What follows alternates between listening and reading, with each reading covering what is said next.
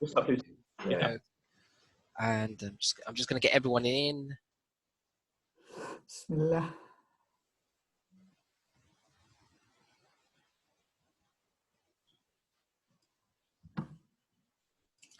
Okay, Assalamu alaikum rahmatullahi wa barakatuh, brothers and sisters. Welcome to Zoom session.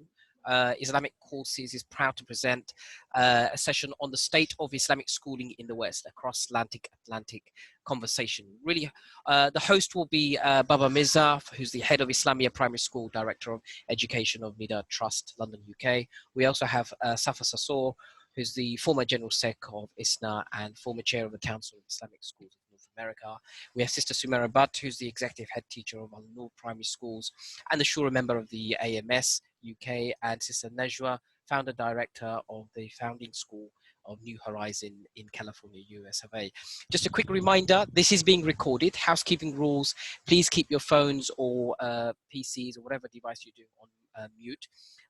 It is recorded. If you're not registered already, leave your email address on the chat or email us. There is a Q&A session. So without further ado, I'll hand it over to Babar. Bismillah ar-Rahman. أعوذ بالله من الشيطان الرجيم بسم الله الرحمن الرحيم الحمد لله رب العالمين والصلاة والسلام على سيدنا محمد وعلى آله وصحبه أجمعين السلام عليكم ورحمة الله وبركاته. Welcome to all of our virtual audience, wherever you may be, whether it's morning or evening or midday or midnight, or wherever you are. Welcome to our webinar this evening here in the UK. And the topic, of course, is a very important topic, and it is the state of Islamic schooling or Muslim schooling in the West, a cross-Atlantic conversation. And we have here this evening an esteemed panel of guests. Inshallah, let me introduce them to you. We have Brother Safaa Zarzour, who is the former General Secretary and current Vice President of ISNA. And ISNA, of course, is the Islamic Society of North America. And he is also the Chairman of the Council of Islamic Schools of North America and board member of Universal Islamic School, Chicago, USA. We also have Sister Sommera, who is the Executive Head Teacher of Al-Noor Primary Schools in London, here in the UK, and also Shura member at the Association of Muslim Schools, AMS UK. We have Sister Necva Ozgur, who is the founder and executive director and founding school head of New Horizon School, California, USA.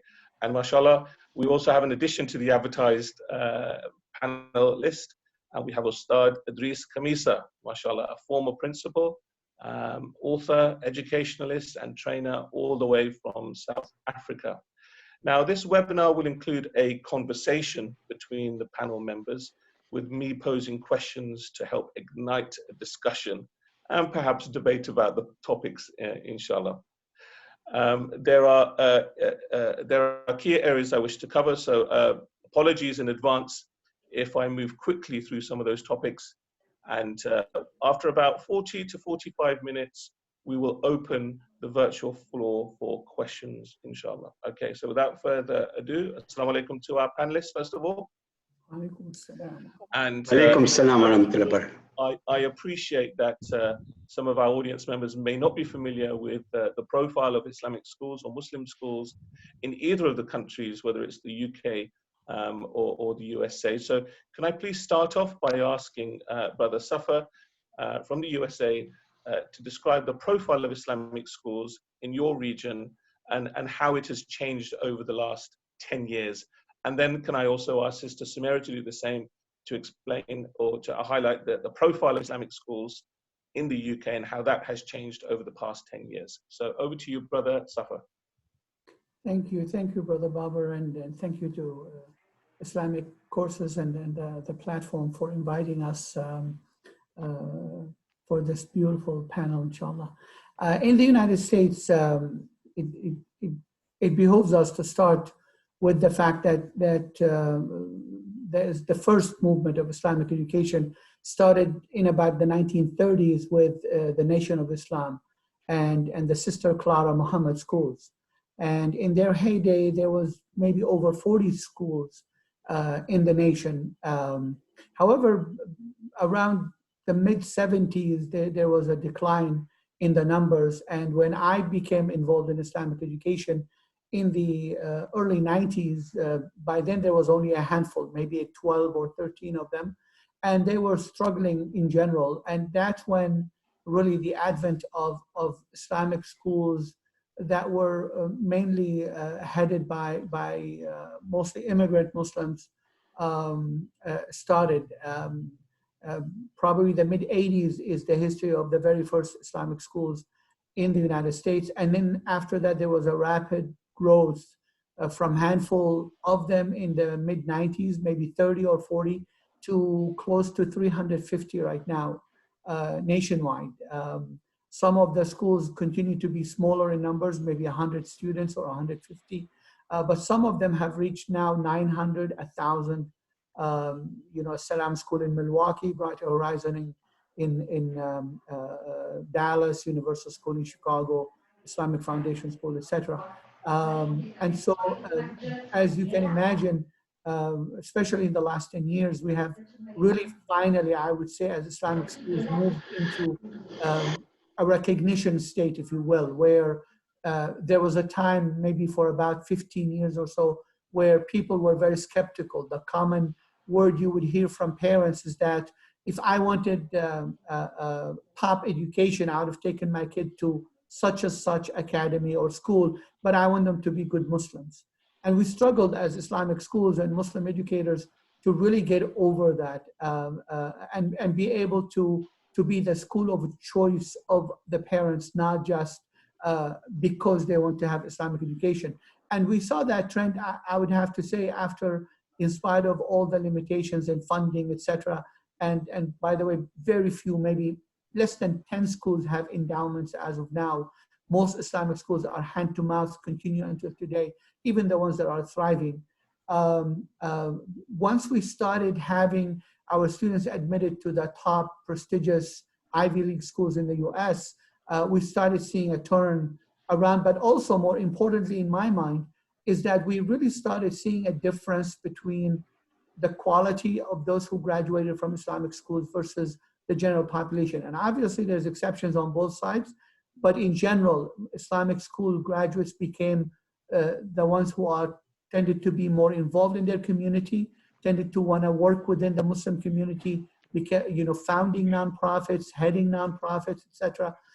And that's, to me, when really being part of an Islamic school or being a graduate of Islamic school became something that is recognized generally. Today, there are two Islamic organizations that tend to Islamic schools primarily. CISNA, the Council of Islamic Schools of North America, I used to be the chairman of it, continue to be a board member. Sister Necva used to be the vice chairman and was a board member for a long time. It is about maybe 70 to 75 member schools. It provides mainly the most thing that CISNA is known for is accreditation. So we accredit Islamic schools in conjunction with Advanced Ed, which changed their name just one more time. It used to be North Central. We provide accreditation to make sure that quality of Islamic education is continuing to improve. And there's another organization called Islamic School League of America that really is more focused on research, on providing workshop training, especially for principals. And between those two, and obviously ISNA, that really started and continued to run the largest Islamic education forum in the United States, and it's called the ISNA Education Forum, held annually. Those are the three organizations that I can think of that are on national level. There are many that are regional. There are some that are specific to teacher training. Sister Necva founded and headed for a long time Merit as well. Merit is Muslim Educational and Resources Training Center, something along those lines. And so, so today, really for us, we feel that Islamic schools are here to stay in the United States. They are recognized. However, we continue to feel we are better equipped. We have better staff in general, better trained staff, more resources. However, we continue to have the challenge of long-term financial stability. We continue to face the challenge of becoming more accessible to more and more people in the Muslim community, because until today, we really are afforded by not a whole lot of large segment of the community. The exception to that, by the way, are the states. There's about 23 states now that offer vouchers to students who are of lesser means, and so more of them are able to afford Islamic schools. But we continue to struggle to be the school of choice for Muslims in the United States. However, I believe that Islamic schools have an amazing, important role to play, and they have been playing. And we need really to kind of now anticipate, especially with now COVID and going more online, what the future is going to look like, and have some visionary leaders to take us to the next stage of our existence in contributing to our community as well as the United States society in general. Great, Shukran. Thank you so much, Brother Safaa, for that very comprehensive overview of Islamic schools in the USA. Can I also ask Sister Sommera as well, perhaps slightly more brief than Brother Safaa? And of course, we will move on to looking at some of the challenges, etc., facing Islamic schools across both sides of the pond. Over to you, Sister Sommera. Yeah. Assalamu alaikum rahmatullah to everybody. I think we mirror a lot of what Brother Safaa was saying. At the end of the day, I think we started in the early 1980s. Actually, the very first school was the London School of Islamics. My brother Iftikhar Ahmed, who's a keyboard warrior, I take it from looking at his engagement with social media. His, I believe, shut down. And of course, it was Brother Yusuf Islam who, mashallah, may Allah bless him and reward him with his zeal, with his iman, and what he wanted for his children. He opened the first, other than the London School of Islamics, Muslim school after that, in 1983 in northwest London, where Brother Babar now works. And I too briefly worked for 6, well, it's not briefly, it's 6 years of my life, very important 6 years of my life. I worked in the secondary and a year or so in the primary as well. And since that time, first of all, the proliferation of Muslim schools in this country was quite slow, and they were all independent. And then Islamia fought a very long, hard battle to try to get the very first state-funded school in the country. And that took a number of years, and it was 1997. I joined Islamia in 95, and I know that it was still going on then. 97, they secured that. And after that, there were 1 or 2 other schools that followed. For example, Al-Furqan, which was in Birmingham. Birmingham's considered to be the second city in Britain after London. And the schools, Islamia is from London. And so 1 or 2 followed. They were all in the independent sector, with the maintained 1 or 2 more. We had a handful. Now, what's happened interestingly over the last 10 years is that we have got a new kid on the block who actually started in independent schools in Blackburn, which is the north west of the country. And they had flagship schools. Theirs was a girls' secondary, voluntary aided, maintained government-funded school. Sorry, no, it was independent to begin with. It became maintained later on. And that was their flagship school, and it had very high standards. But they also engaged really well politically, locally and nationally. And they eventually formed an academy. And so you all might be aware that 2010, there was this big, actually just before 2010, when the Labour government was still in power, they had this whole push for academies, and once the Conservatives and the coalition came in 2010, they carried that on, and the favoured approach was that all new schools would be academies, and then when the new Conservative policy came around, it was favoured schools would be free schools, and voluntary aided and other forms took a back seat. However, this particular academy chain, which is today known as STAR, but was known as what was it known as? It's gone from my head all of a sudden. For a long time, it was known as Tawheedul, after the name of the very first gospel. But they recently changed about a year or 2 ago to STAR, and STAR is actually an acronym for their values. And what's interesting about this academy chain is that it is, I would I would posit that it's the most successful academy chain in the country, actually, and it's quite unique amongst Muslim schools. So the picture is we have just under 200 Muslim schools in this country. The vast majority are independent. A handful are might be voluntary aided, so they're state funded, and then we have this whole set of new schools that have all opened up within the last 5 to 8 or so years, which are part of an academy chain called STAR, which is a favoured academy chain, which is very favoured by the DFE, actually. And their take on Islamic ethos education is quite different from the vast majority of Muslim schools in the UK. So the vast majority of Muslim schools in the UK, it's a very overtly Islamic curriculum and ethos, whereas the STAR schools, they are overtly Islamic, but they don't have as much curricular input to provide basic Islamic studies, basic Quran, basic 8 or so years, which are basic as the other Muslim schools do.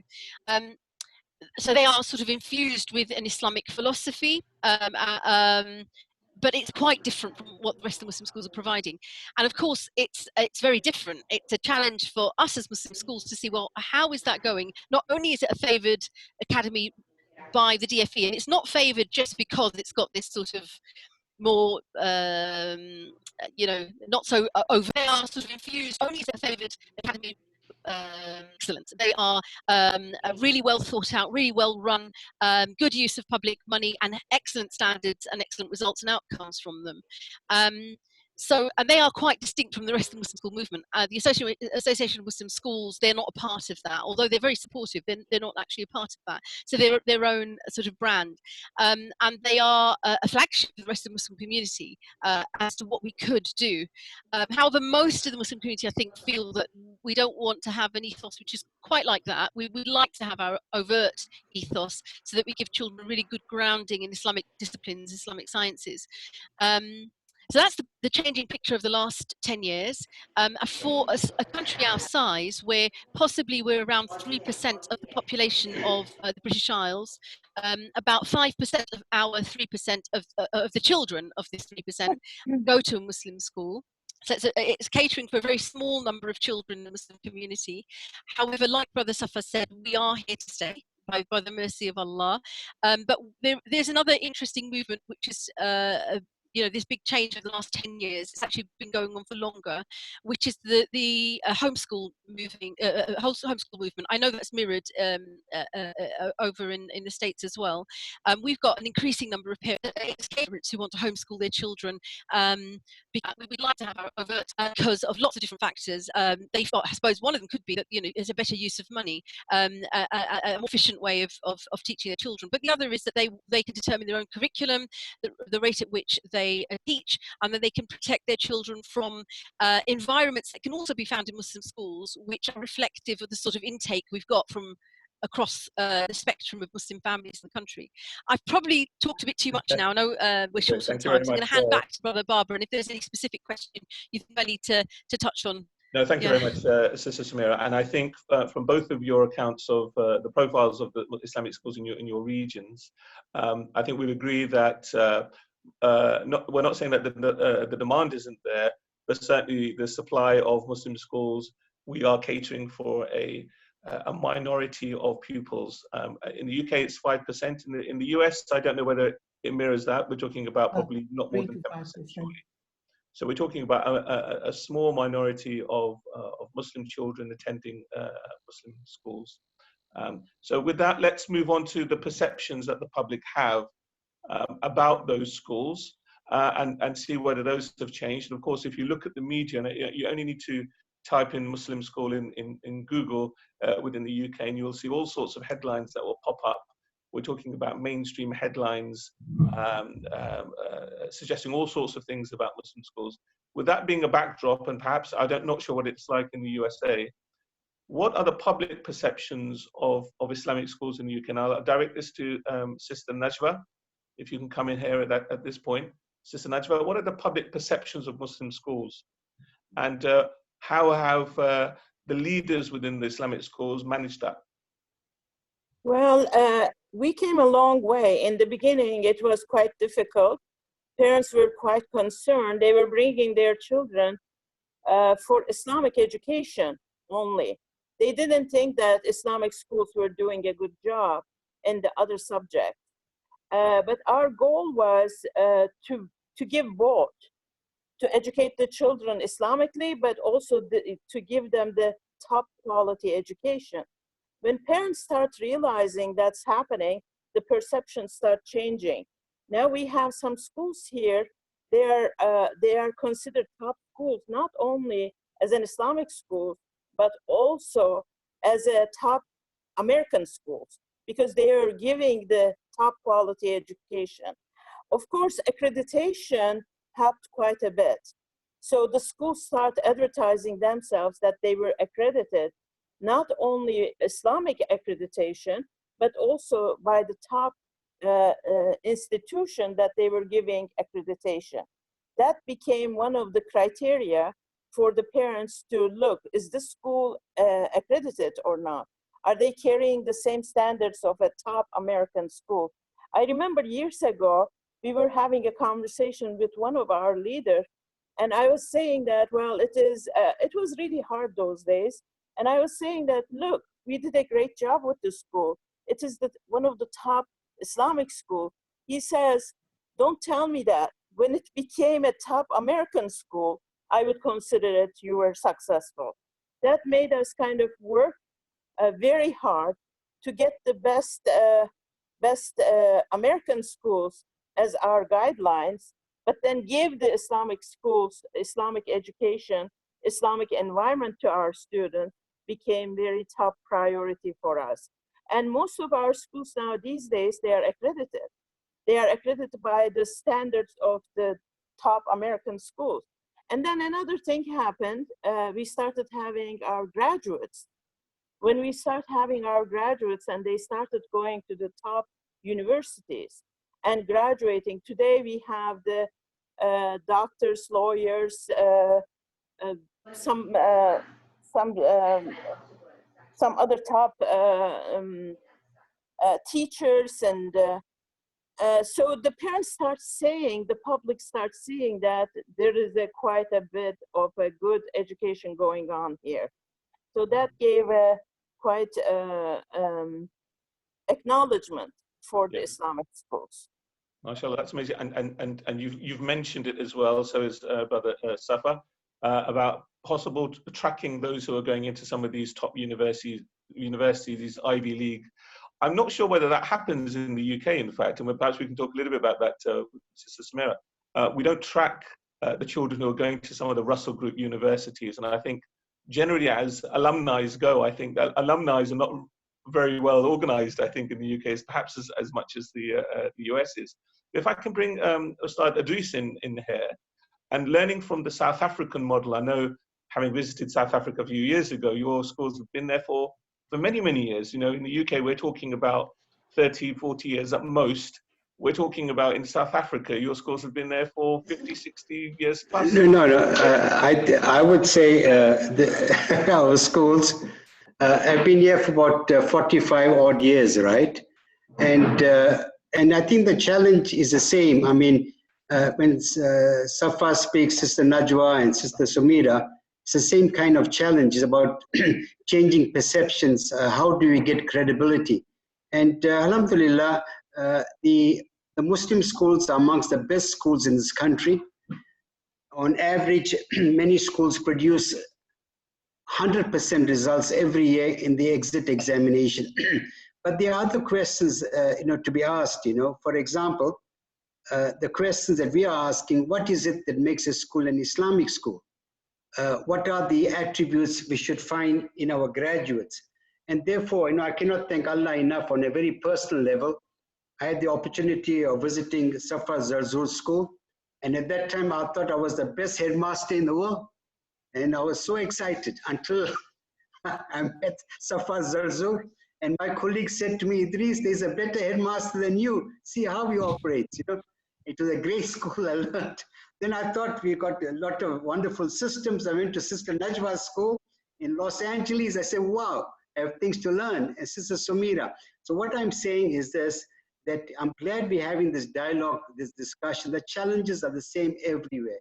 I think if we can share this expertise, and I want to thank Islamic Causes for arranging this program, because they say believers are mirrors unto each other. We can learn from each other, you know, and I'm so glad that we are here. So I think there are three particular issues. Now, one issue is making sure that the school is true to its ideals that is emblazoned in the vision and mission statement.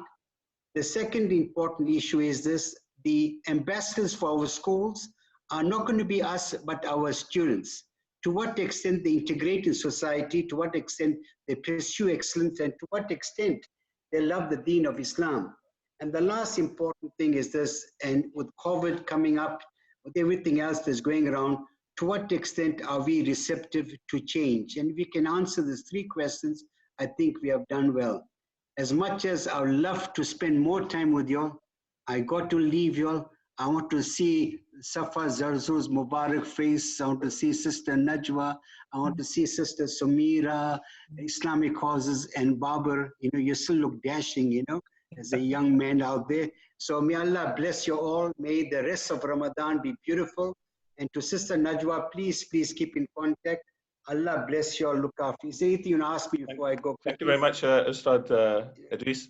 So inshallah, I know you've got to go and pray your Tarawih Salah. Inshallah, do pray for us, inshallah. But I think I really want to focus on what we're doing to change those perceptions. And I know to a certain extent, we are trying to counteract negative, sometimes media, sometimes it's, you know, it's certain individuals, etc.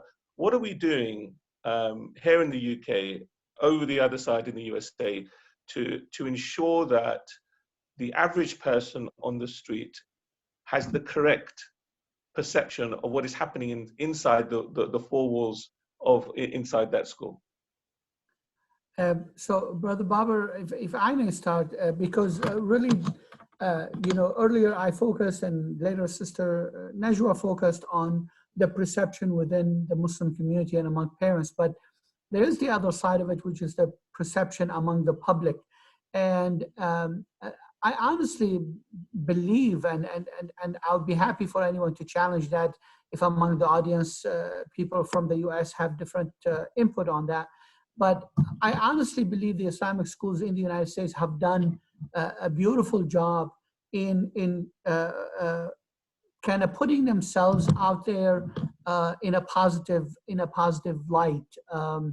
And we did that. I would say, I can tell you, for example, that CISNA, the Council of Islamic Schools of North America, and ISLA, the League of Islamic or Islamic School League, we really had a very purposeful decision to engage our educational agencies within the states that we operate in, as well as on the national level.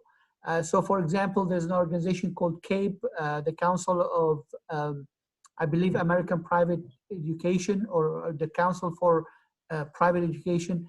And it is really the national umbrella organization advocating for private and independent education in the country. We seek their membership, and it is not open membership. You really have to jump through hoops. And once we got a seat at the table, we found out that we are being pursued by, you know, the Department of Education, asking us to participate in surveys, to give our input into policy discussions, you know, with CAPE in their general meetings, whenever there's issues being raised about independent or religious schools, Islamic schools, aspects of it. I've been multiple times at the Brookings Institute for discussions, some of them about US education, Islamic education in the US, or religious education in the US, but some of it even comparative with Germany and other countries around the world. So I would say that purposeful engagement of our broader educational community in the United States and on the state levels have paid off tremendously, because what we have found is that aside from the yellow journalism and some of the sensationalism in some quarters in the media, we found that educationalists, they really want to listen. And when they come, I mean, give you an example. We had a reporter from Time Magazine come to us when I was principal at Universal, and she, at the time, it was maybe 3 or 4 years post 9/11. Still, things are very, very heated as far as Muslims, Islamic education? What are they teaching their kids? Are they teaching them hate, etc.? Are they teaching them isolationism? And so she came to me and said, I would like to come and do a piece on your school. I'm doing a piece on Islamic education. I want to focus on one school. I was told your school stands out, but I have a condition that you would give me complete access for 3 days to your school, that I talk to anybody I want, I walk into any room I want, and I promise you one thing, is that I'm a professional journalist. Her name is Elizabeth McDonald. I'm a professional journalist, and I give you my promise that I will write fairly what I see. And I said, okay. I said, deal. And she came and spent three days in the school. At the end of the 3 days, she ended up writing a piece called American Model School Islamic Style. And by the way, she was attacked by Daniel Pipes and few on the right, because what they said literally is that those Muslims kind of played with your head, that they played a number on you. But let me tell you what stood out for her, because she took me out to lunch along with my assistant principal afterward to kind of thank us for giving her access. And she said, you know, for 3 days, I truly had free access, I can tell. And she said, 2 things stood out for me. She said, and actually, I think in the piece, she had a picture where she had her photographer take a picture of the lockers in our school on the 2nd floor. And there were like maybe 12 lockers, and only 2 of them had locks on them. Now, initially she came and opened the first locker thinking the rest are empty, but they were not empty, and they had some valuable stuff in them. It blew her mind that a school can operate where out of 12, 13 lockers, there's only 2 locked, and you have expensive calculators and you have some personal stuff, and nobody touches nobody's stuff.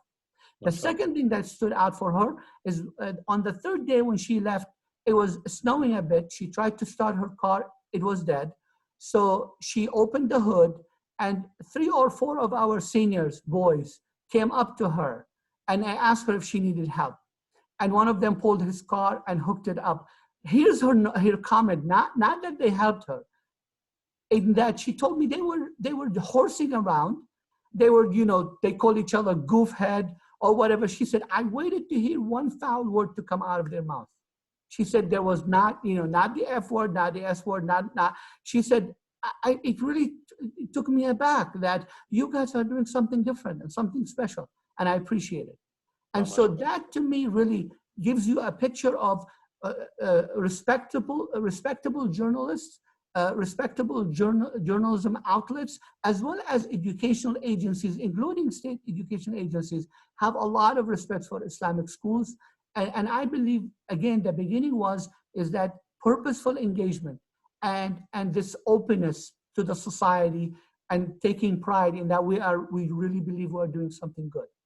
MashaAllah, brilliant. Thank you so much. Can I ask Sister Sommera, do you think it's unfair that Muslim schools are expected, as Brother Safra said, is to jump through all of these hoops and achieve all sorts of things which actually schools down the road don't need to achieve? We're kind of have to kind of prove ourselves more than other schools. Do you feel that way? Yeah, but it's a reality, isn't it? It's a reality of any society in which a minority is living, that minorities have always got to prove themselves and jump higher and be better at things in order to be considered to be equal to everybody else. And of course, the most of the Muslims here, not only is Islam a so-called foreign religion, but also Muslims derive from all these different countries, and they're predominantly brown and different, and so there's racism, there's lots of other things at play. And so, you know, whilst it's not fair, you know, it's a reality that we live with, and the issue for us is how far do we kowtow, and how far is our kowtowing born out of necessity. So, for example, we have Ofsted in our country, in the UK, and Ofsted inspects all schools, whether those are independent or maintained. So all of the schools are inspected on a cycle of about 3 years. That cycle was increased to 6 years for outstanding and good schools, changing a bit now. So schools have to be inspected, reports are published, and that's high stakes. You know, there's a lot of very intense scrutiny through Ofsted, and there's also a lot of regulations that we have to follow, laws and things that we have to follow. And also, a lot of our schools, they obviously participate in public exams. There's lots of ways that people can look at how schools are doing. I wanted actually to shift the conversation. So I know perceptions are important, and yes, I should highlight the fact that Muslim schools have been working really hard, both pushed by the necessity to show their, open the doors, as Brother Safaa was saying, and show the world and show the rest of the country what Muslim schools are really all about. And people are always surprised when they come in and they realise that they, just as he was saying, are model schools with, an Islamic ethos, and that's not scary. However, the perceptions do reflect the left-right divide in this country and in the States. You've got people on the right who are inherently suspicious and view, and there's those of them that view Muslims as the fifth column, and therefore the mosques and the schools must be places of intrigue and things that are bad and anti, patriotic sentiment and so on. And then there's those on the left that they will no, give them a fair crack at the whip. We're all equal here and so on. And that reflects the general mood in the public. It reflects the tabloids. It reflects the media, and it reflects the way that schools are presented in the media. So Muslim schools are now in the UK taking over that agenda, being responsible for how they portray themselves in the media. We're over our bit of fear about media. I think Muslim communities generally is over its fear about engaging with the media. We realise now that there are elements that will be fair and present us well, as Brother Safaa has said. And then we're helped, I think, by organisations like ILMFeed, MEND, who are acting on their front and making sure that they are helping to increase the profile of Muslim schools and show them as they are. But also Muslim schools work really hard to engage with civil society around them, and to demonstrate that these are Islamic values that show us that we've got to be these fantastic citizens and engage with society and be of benefit. And then yes, we're learning that we need to publicise that in local media or national media alongside that. But I want to shift that. By the way, that was also necessitated because of the DFE, our Department for Education, pressure on schools to, there's all these, of course, you can call it counter-terror, you can call it used to be called social cohesion, community cohesion in this country before it became prevent and counter-terror and so on. There are all those pressures on schools as well that means that we're constantly upping our game, and as Brother Babar said, we have to be better than everyone else, more engaged and doing more than everyone else, and yet the attention it's given is less than everyone else and the suspicions are still there.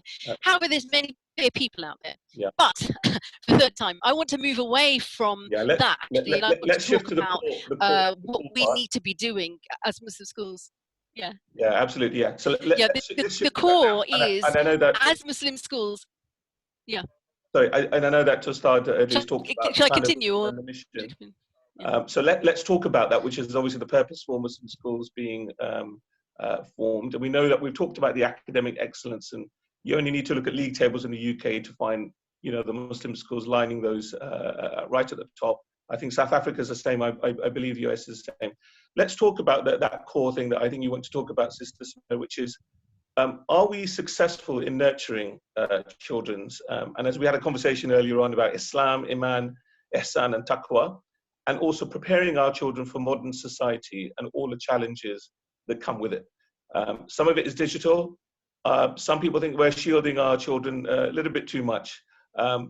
So are we successful? The question is, are we successful in achieving those core aims of a Muslim school around identity, about God consciousness, about protecting our children, also equipping them with the challenges of modern society? Perhaps, Mrs. Sommera, if you can start with that, and then I also want to hear from Sister Necva as well, please. So I'm passionate about this because this is the raison d'etre of these schools, or it should have been when they were open. It shouldn't have just been shielding and protecting them. And the question we need to ask ourselves, acknowledging that schooling is one way of educating children, it's not the be-all and end-all, there are other ways, but however, it is the predominant mechanism in society, and the vast majority of people and vast majority of Muslim parents want that. So, we've recognised that there are only 5% of Muslim children who are being catered for in these schools. So therefore, what should we be addressing? How should we be addressing that? What aspirations should we have for them if they're the 5%? Should they be the creme de la creme? Should they be the future leaders of the Muslim society, religiously, socially, and so on? And more than that, the problem with our schools is, I see that we've been moving so far with the pressures to, you know, whether that's perception of Muslims or non-Muslims, to perform really well and compete against everyone else. Have we neglected developing what's more important than everything else we're doing, which is developing children's iman? We live in modern times which are hedonistic, narcissistic, egotistic, etc., etc. Times in which the spiritual state of human beings is not nurtured, it's neglected, it's ignored. There are question marks if it's ever looked at all, whether it even exists. And of course, in the same way, God has been disregarded. And America is a very different country from the UK, because they're still quite God conscious in that way, even though it might be hypocritical.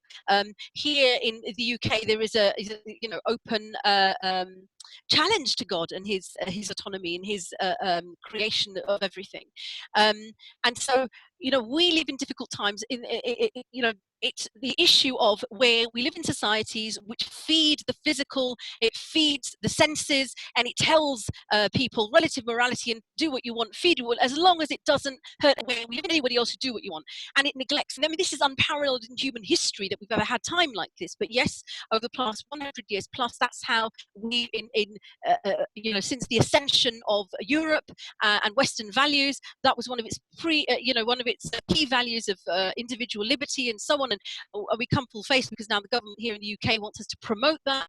But what's neglected all the time is the spirit. What's neglected all the time is the connection with God, the connection to the divine, the questions about wider purpose and what does everything around us. And you know, just like Allah subhanahu wa ta'ala tells us in the Quran, do they not see? Do they not reflect? Look at the signs. Look at the sign of the night and day. And we're in Ramadan at the moment. And, you know, I'm just struck again this year with how many references Allah demands, commands, instructs us to look at the world around us.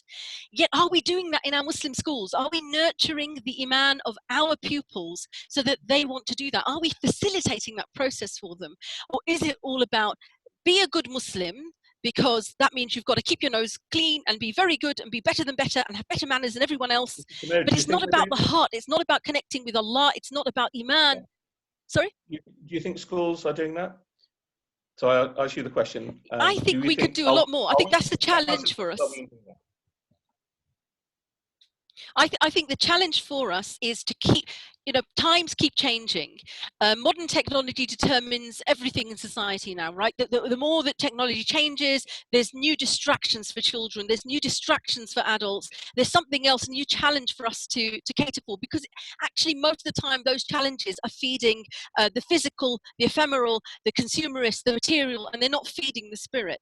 And our task as Muslim schools is not to just catch up, is to foresee and be producing a system of tarbiyah in our schools which matches the challenge of the times. We should be thinking about our staff training, our staff tarbiyah, and our curriculum in such a way that we can home in on the nascent iman of children and encourage that, knowing that at primary, yes, they haven't yet made their choices, that they're going to go through adolescence yet. We know that in society there are so many different things that affect them home and how they might behave, but yet it should not be beyond our wit that we can create a curriculum and a method of schooling that can nurture iman and that can nurture children who really want to connect with Allah and do reflect upon his world and understand who he is. You know, this is the call of our time. We all know that the issue, one of the biggest issues we're facing are Muslim children going into adolescence and engaging in all sorts of haram, or turning away from Islam, or turning away from the community, and ending up on a life course which none of us would have wanted for those children. And they no longer are the lifeblood of the Muslim community, but they're drained from it. And then they become a basket case for us to look after in the future. We don't want any of this, but are we working hard enough to help children with all of these shares they have? And noting that I'm a real champion about the importance of us developing children's mental and emotional health and understanding early trauma. It's called now in this country adverse childhood experiences. Used to be just called a one catch-all trauma before. these things are affecting our children, broken families, dysfunctional families are affecting the tarbiyah of our children, and which has a negative impact on their iman. But then on top of that, still Allah has put this this wonderful power in the calling to Allah and the reflection upon His creation, and the power of wanting to know our Creator, that can act beyond adverse childhood experiences and can impact children positively. So the question for us as schools is, what else are we doing? Are we going to up our game? I mean, if you don't mind, 1 or 2 minutes extra. One of the things that we've done, that I've been working on in my school, is we took the opportunity of recent changes in our system of inspection in schools here to revamp our curriculum. And we wanted to get a thematic curriculum in place which nurtured children's iman. And we found a curriculum that we used as a base, but we've built on. So that's called the Harmony curriculum, and that looks at, it's built on works of a book that His Royal Highness Prince Charles here in Britain had written, which looks at different aspects of the natural world with a sustainability and environmental bent. However, what we did as Muslim schools, we said, well, hang on, all of these different aspects of the natural world are different aspects which are naturally there, all created by Allah. And our purpose in looking at that is in order for children to take a magnifying glass and look up close and connect with Allah through that, to see His miracles, to see His purpose, to see His beautiful names, and to connect with Him. At the same time, sustainability and environmentalism is also important, because we are Khilafatul fil Ard, so we're doing that too.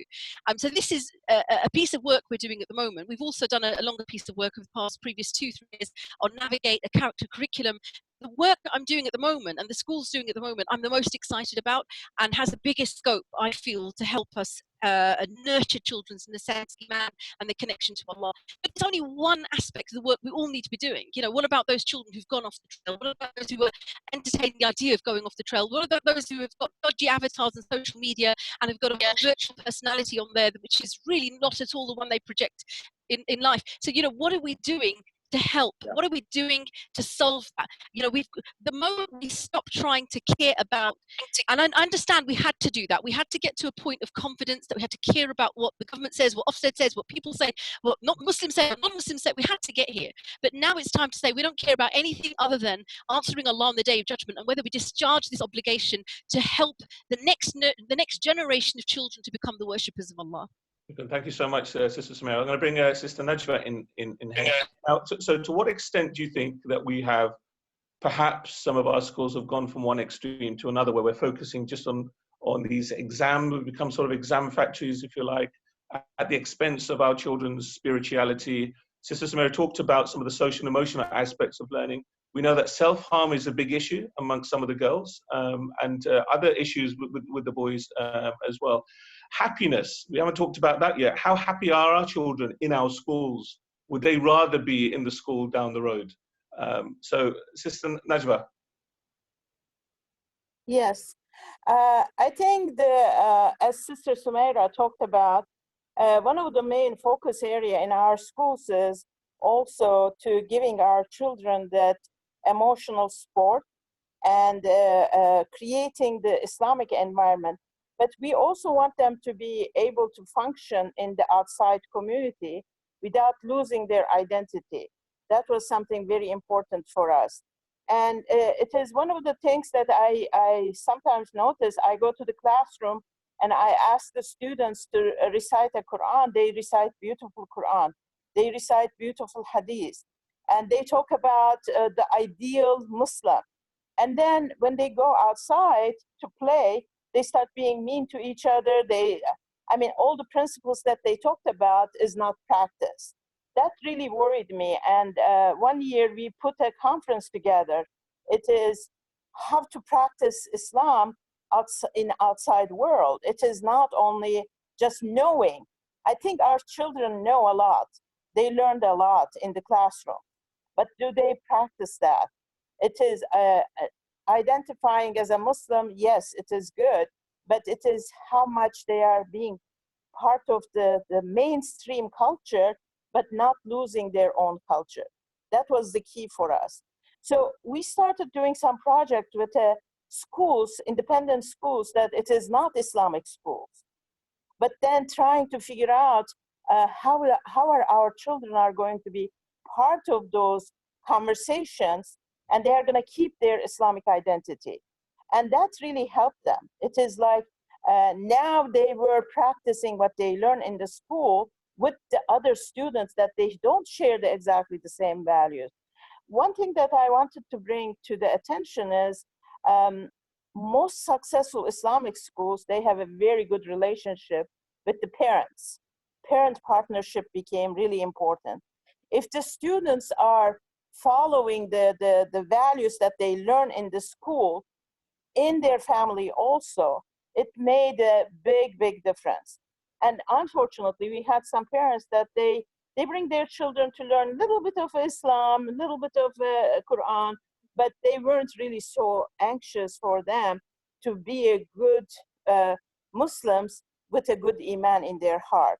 So we felt like, okay, since we are realizing that there's a big role for the schools to play, not only as educators, but also being that child's role model to show and to interact with the others. And interacting with the other schools, other organizations, that really made a big difference. In our schools, we started taking our children, and our school had like 3 different schools that they participate in different activities. There we start seeing that the students really showing their Islamic identity. Although in their own schools, they were kind of part of a big Muslim community, but there they had to show their Islamic identity. That made a big difference, I felt. Inshallah, thank you so much, Sister Necva. Just to say that we are going to take some question and answers or questions from the floor in about 5 minutes, and I'd prefer those to be sort of verbal questions. So if you can put your hand up, inshallah, we will come to you rather than the questions that have been written down. Now, I don't think, talking about Muslim schools and the state of Muslim schools, I think it's important that we don't miss talking about curriculum. I know to some extent we've touched upon it already, but how do you organize your curriculum in your schools? And I know, is it just a case of the national curriculum with some Islamic subjects bolted on, or is there something a little bit more deeper than that? And I'd like a response from our UK representative, Sister Sommera, and also Sister Necva. But before you both talk, let's hear from Brother Safaa, please. So curriculum, is this just a bolt-on Islamic subjects on top of the national curriculum, or should we be focused on something a little bit more creative than that? Sure. I mean, the answer is obvious, that we should be doing a lot more than just getting whatever the national standards for the various subjects and tagging on it some Islamic terminology and calling it Islamic curriculum. But that is really what's happening. So let's put it this way. My experience is that all the Islamic schools start where all of us started, meaning wanting to put together a good school that's functioning well, that is attractive to parents, that will produce students that are marketable. Once that is done, just as Sister Sommera said, once that is done, you start looking more deeply inward and asking yourself, but are we making a difference? But is that all that we are going to be doing? And as a result, you start doing all the little things, the programs, the different, and over the years, I've seen it go all over the map, from saying we want to have a completely thematic, integrated curriculum, cross subjects, and people having curriculum teams and spending a lot of time, to saying all of that doesn't work, going back to the traditional and everything in between. But I would say until today, 30 years later, in my involvement in Islamic schools, I still don't believe we have a model in the area of curriculum that we can point to and say, this is it. I really believe we don't. And on some level, it may never happen because it's in the nature of curriculum. In that curriculum is to prepare the child for where they are, for the challenges they are going to face. And that is consistently changing. I mean, even the word curriculum itself, it's a charioteer's race. So it's a journey. Literally, it's a journey. And so I would say, to me, the challenge, the answering of this challenge, and the schools that have done better than most are the ones that realize that this is an ever ongoing process. Like, for example, at our school, Universal, we have a 5-year cycle, and that we put anything that we are teaching in the classroom through, and we build it basically. We do our research, choose what we are going to have, do the supplements, implement, and then evaluate, and then make adjustments. And so to me, the schools that are succeeding are the ones that are realizing that curriculum is a process, is a journey that is never ending, trying to always make sure that your graduates are prepared, and that the more you have your values infused into your curriculum more seamlessly, the more successful you're going to be in producing students that internalize, no matter what they are studying, whether it's science, whether it's social studies, they internalize their values along with the information that they are ingesting. To that effect, I mean, in that regard, I want to say that in my experience, I really have come to appreciate the individual teacher's role and the difference they can make. You can have the exact same book, the exact same material, resources handed to 2 different teachers, and one will go in and come out with the students being at awe and wanting to, they've soaked in everything, and the students come out like, okay, they've learned something, but they really are disconnected, etc. And so to me, that's the other thing that, at least at Universal School, we've found ourselves doing, is focusing on teacher training, focusing on cultivating the teachers that are coming in as, Islam is or teaching is a risala for them, is a mission and not just a job.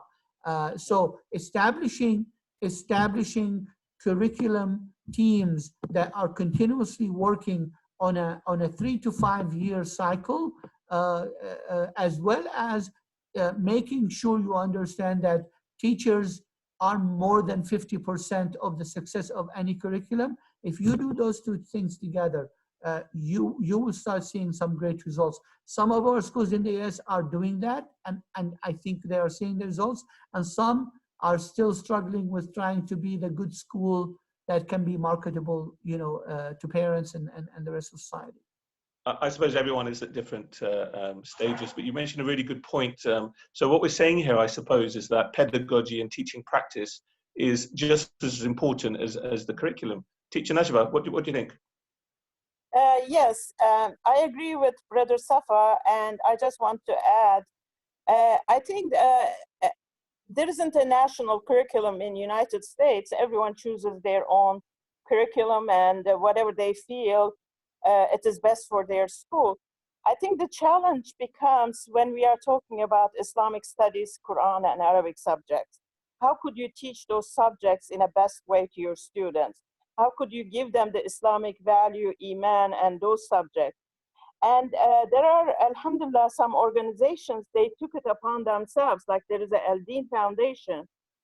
They are studying how could we teach the Arabic in a best way that our students will learn Quran and apply it to their life. It is not only memorization, but Quran is making the personality that it is we want to see after they graduate from the Islamic school. So that's the area that we put lots of efforts in our schools. I mean, the other subjects, yes, they will learn, and we have some rules, like every teacher has to take the curriculum and then add some Islamic perceptions to the topic and subjects to the topic. But I think I'm more concerned about the Islamic studies, Quran and Arabic subject. How could we give the best Islamic studies and Quran and Arabic? And it is, again, like Brother Safaa said, the teacher makes a big difference. But also we are realizing the teachers are coming from a different background. Some of them bring luggage with them that it is not the best. We don't want them really to be repeated. And so we have to, as the leaders, we have to take the initiative to create our own Islamic studies topics and knowledge to our students. Thank you so much. Let me move on to Sommera. So with that, you find it's quite often your Arabic and Quran teachers, and I'm generalizing here, not always born and raised in this country. There isn't a QTS, a qualified teacher status for your Islamic studies or your Quran or Arabic. So quite often they are unqualified compared to your sort of class teachers. How do we then ensure that the quality and the pupil engagement and everything to do with good pedagogy is there for your Quran and Arabic and Islamic studies subjects? Sister Sommera. Yeah, well, this in a lot of the schools, a lot of the schools in the UK, it's not even just that the Islamic studies and Arabic teachers are unqualified, but it's actually classroom teachers. Most of the Muslim schools, they've got qualified teachers, but many have unqualified teachers. And everything seems to be with the bottom dollar, the fact of how much money is coming in from fees. A lot of the vast majority, nearly all of the Muslim schools in Britain that are fee-paying independent schools set their fees really low at a level, therefore they had to pay their staff lower market rates, and therefore staff retention was an issue, and you had to take on people who tried to stay for a short period of time. So Muslim schools have had to be inventive, and they've had to understand very quickly that they had to invest in the CPD, in the development and the pedagogy of professional development of teachers. However, it's more than professional development. I'm going to return to my previous point. It's about tarbiyah of the teachers too, and that's through a recruitment process of selecting people who share that ethos and vision and that passion of what the school is doing. But then it's also trying to do things within, and we have very packed schedules of schools, right? Teachers got to be in classrooms teaching, and there's all the things to do after school and before school, but we've got to be able to put in good quality CPD for the professional development, for the pedagogy, and their Islamic pedagogy, tarbiyah, and as well as encouraging and nurturing that, because nurturing Iman is not a science. It's not something that if the teacher says this and does that, and I completely agree, we need to focus on the teachers and the way that they are and the way that they and how they carry themselves, whether they are suitable role models, whether they are suitable murabbis, and nurture them to become suitable murabbis for our children, because you can't just say because somebody is teaching Islamic studies or Quran that the child is going to become Islamic, because they know it now. And we've got to look back at the prophetic model. What is the sunnah? Which is the way the Prophet ﷺ was? How was he that when he touched a child's hand, that child fell in love with him forever? Anas radiallahu anha, Abdullah ibn Abbas, all the children around the Prophet ﷺ, how he affected them, and not just them, the adults. What was it about the Prophet's da'wah, about the Prophet's personality, about the Prophet's interaction and the way he was, that it affected people and won their hearts to the deen? And that is what our teachers need to have. And that comes from Iman ourselves, and a conscious effort in our hearts to rectify what's wrong, to root out what's wrong, to develop ourselves to become more beloved of Allah, to develop the characteristics and the Iman that we need to have. And then we'll be in a position where we can be effective for our children, and we can touch their hearts in a way that teaching in a classroom can't touch. Teaching in a classroom, yes, you're absolutely right. CPD, excellent teachers, make learning really fun and children fall in love with their teachers. But we want teachers who touch the heart.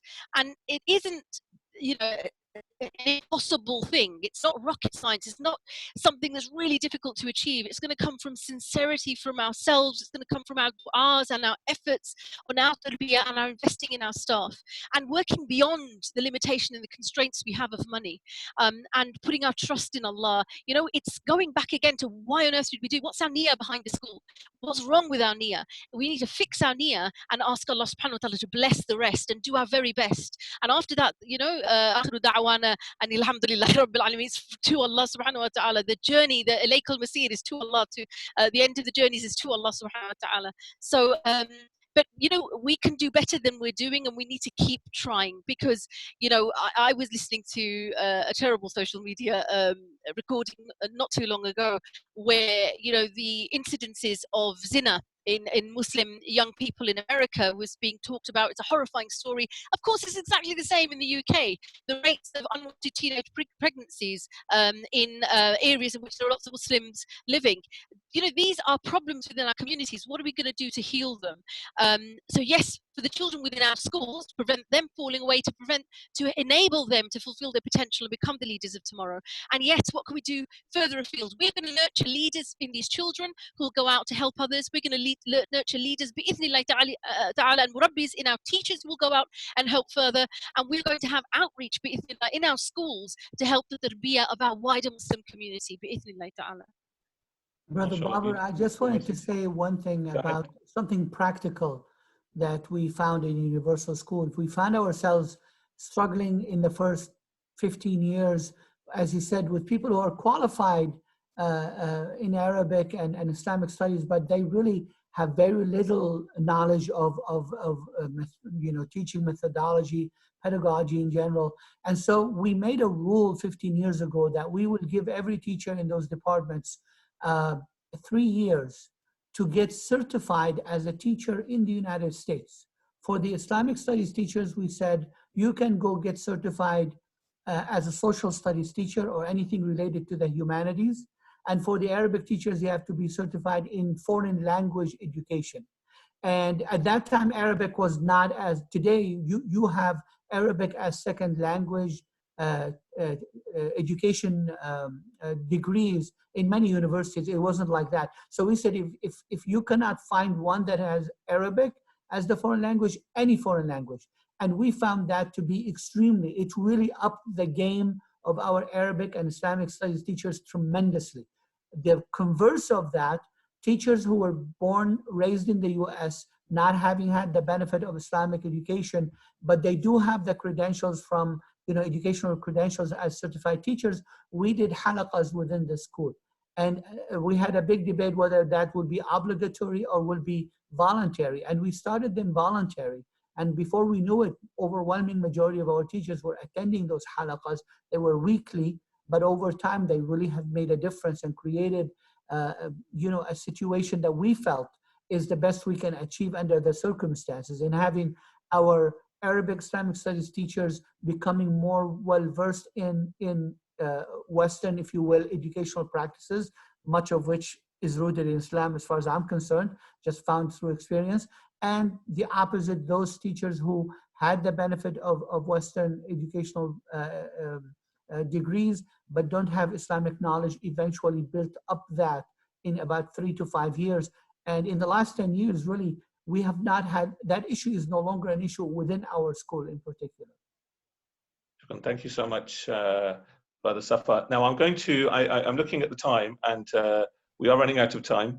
I would like to open the floor to questions, giving preference to verbal questions. So if you would like to ask a question, then please just put up your hand. At the bottom, there's a button, it says reactions, and you can put up your hand and ask a question, or indeed if you have a comment as well. I'd prefer that than reading out some of the written responses. So I'll just give you 5 seconds to put up your hand. Otherwise, we will go to the written questions. Okay. All right. Okay. Abdurrahman Raika, yeah. Okay. Abdurrahman, Brother Abdurrahman. Okay. Assalamu alaikum all. My question is based on the the stats that were shared, that is only 3% and 5% of the Muslims are going to Islamic schools. So this is a dilemma that many of the schools face. Is should we have like a premier school wherein you have the richer part of the community able to afford the fees, and then we have the best of the staff, because I think Sister Sommera was speaking about Muslim schools generally having fees which are below the market rates, and then we have issues with attrition. And so what should be the focus of schools? Like, should we have schools having fees low to catering the major part of the Muslim community, or should we be focusing on having schools which have the best of the best top line fees to compete with the top of the schools? So what should be done? Who do you want to direct that question at, Sister Sommera or Brother Safaa? I think this would be better directed to Sister Sommera. Sister Sommera, yeah. So the question, and I think lots of schools grapple with this question: do you lower the fees and then open out the intake to a wider, more, I suppose, accurate picture of where Muslim schools are, or the population is in terms of demographics? or do you make it very selective in terms of high fees, and then, as the brother is saying, is focus on a certain, I suppose, group of people? Sister Sommera. At the moment, the Muslim schools in the UK predominantly chose to keep the fees low and open up the schools as wide as possible. And as the brother mentioned, that has led to its own issues. What I think could be done is a middle ground. Raise the fees, subsidise. Everybody applies for discounted fees on a incomes tested method, and those who cannot afford those fees are given subsidies on a sliding scale. But I think that the fee as it is should be set much higher, and those who can afford it should pay it. However, can a school just suddenly start to do that? If a school attempted to do that, they would lose most of their children overnight, and so that's the reason why it hasn't been done. Schools are newly opening and adopt this policy. I think it's a successful way of doing things. Our school took the decision to open a maintained school, to campaign for a maintained school. The state, we solved that problem, and obviously it wasn't a quick fix. It's been taking its time over a number of years to phase one school out, the independent fee-paying school, and the other one's growing in the meantime by the mercy of Allah. And of course, we're just catering for very small numbers in our school, but I see as a viable way forward schools actually doing some risk assessments, putting their trust in Allah, and actually changing the way that we charge parents, and reflecting how much parents pay with their incomes. I think that's a quick answer. I'm not going to go into any more. I don't take up too much time. Thank you. And I think in an ideal world, one would say that, okay, if let's try and get as many government-funded schools as possible, and those, I suppose, that can't afford to pay fees, then they have an option at least to send their children to those schools, and perhaps the other schools can kind of hike up their fees. But I think that's just not practical, because we just simply don't have a choice in making our schools government funded. To put through a government funded application or an application for government funding is a horrendous process, and actually very few schools are successful in doing that. So the vast majority will have to go down the line of down the route of being independent. But yeah, and there are schools who are different. Some have got these sort of staggered fee structures, but they are very different. But as Sister Sommera said, it does cause some issues when we are not charging market rates. We haven't talked about finances, and I deliberately took that out of today's discussion because I didn't want that to be the be and end all. But finances are a massive issue, partly because of those fees are heavily subsidized. Okay, let's move on to the next question. I think our brother Irfan Qureshi. Yeah, hello, assalamu alaikum. Yes. I think my question was the topic I was thinking of is grappling with issues of primary, infant and junior Islamic education. What I mean by this in particular is I came across like the Yaqeen Institute, Brother Umar Suleiman, and they were trying to devise some sort of integrated topics to continue on from topics like stories of the prophets, Islamic manners. It was primarily, that was for high school children or 11 to 16, and they were trying to develop some topics for primary education. It's just because I think my son, he's in year 5 in school, and he's when we find resources, Islamic resources, we find stories of the prophets, Islamic manners. However, I think, would you say it's a work in progress with regards to finding integrated topics in science, maths, for parents of children who are not in an Islamic school, so they don't get the benefit of doing like science and maths and geography, and even then it's in a high school. So I suppose the question was in primary school sort of resources in terms of sort of the integration aspect, even though they're just concentrating mostly on English and maths. I don't know if that's clear. Yeah. Thank you very much for that. I think what we're talking about here are effectively resources, and I hope we're not just limiting it to textbooks here. But resources is an issue with Islamic, whether we talk about Islamic education, Islamic studies, Quran and Arabic. My own experience as a head teacher, my Arabic and Quran department often say that they need a little bit more time to plan and prepare. Why? Because unlike your sort of class teachers who have got multiple resources, whether online or printed, and they unfortunately are not in that privileged position where quite often they've got to prepare their own resources because whatever resource they see is just simply not suited to the children that they teach. Brother Safaa, what is there any work in sort of preparing resources for the schools that your organization looks after? So I wanted to mention that it's true that 3 to 5% of Muslim children go to Islamic schools. We really need to look at it though, in that no matter what we do, the number is not going to go up very high.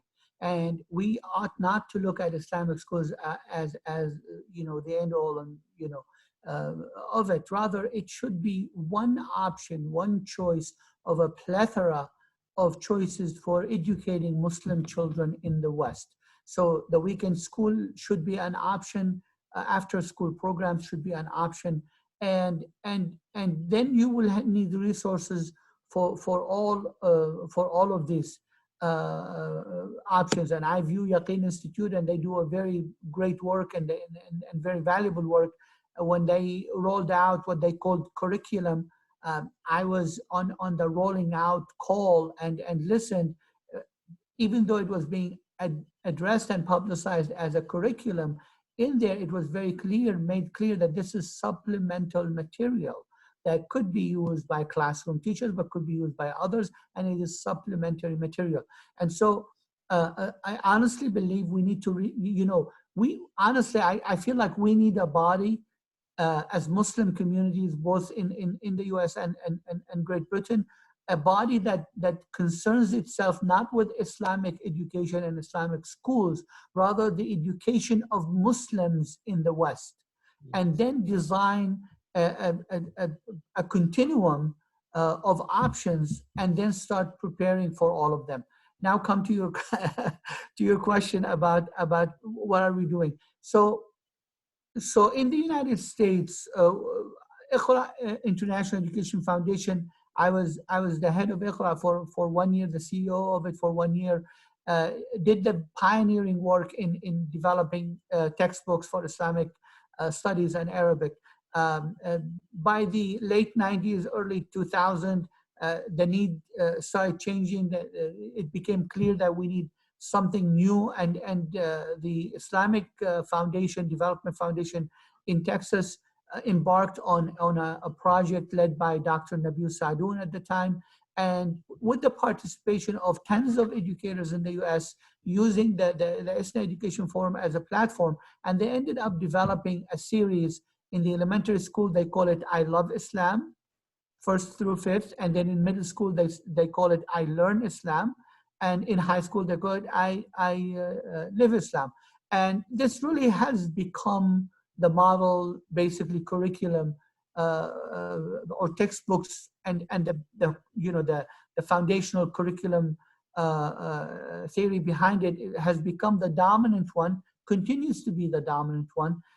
So our school and other schools in the US, for the most part, are using that series with supplemental material from the teachers. There's nothing really outside of that. I honestly believe that we need to have perhaps a very concentrated, specialized effort to continuously come up with or evolve with the current textbooks going forward. But that effort is not there. It really is those textbooks, a few others. I know this is the predominant one, but there are others, and whatever enhancements that are being done locally, nothing beyond that.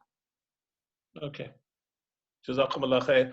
Now, unfortunately, we have come to the end, and I am tempted to continue until iftar time or suhoor time, but I don't think we can do that. It'd be unfair, I think, on everyone. So we are going to sadly end it there, inshallah. And I want to thank all of our panelists, Brother Safaa, Sister Sommera, Sister Necva, and Ustad Idris, who left halfway through for Taraweeh.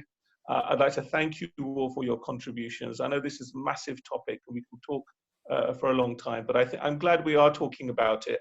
Self-reflection about what we are doing is really, really important. We know about those conferences that took place in Saudi in 1977 to 1982. And there are people who have reviewed the impact over the decades since then. But I think it's really important that we do reflect upon the original aims of Muslim schools and continually see whether we are trying to meet some of those initial aims and actually adapting as well. You know, we're in 2020 now, the demands are very different from 40 years ago. And it's really heartening to hear that actually when we talk about things such as curriculum and teaching practice and pedagogy, that we are talking about an ever-evolving process. We're never really going to be there. We're never going to reach the end or be able to say, we've managed it, we've finally done it. But I think that struggle and striving is what is most important, inshallah. And I think I would like to really thank Brother Mizan for bringing us together.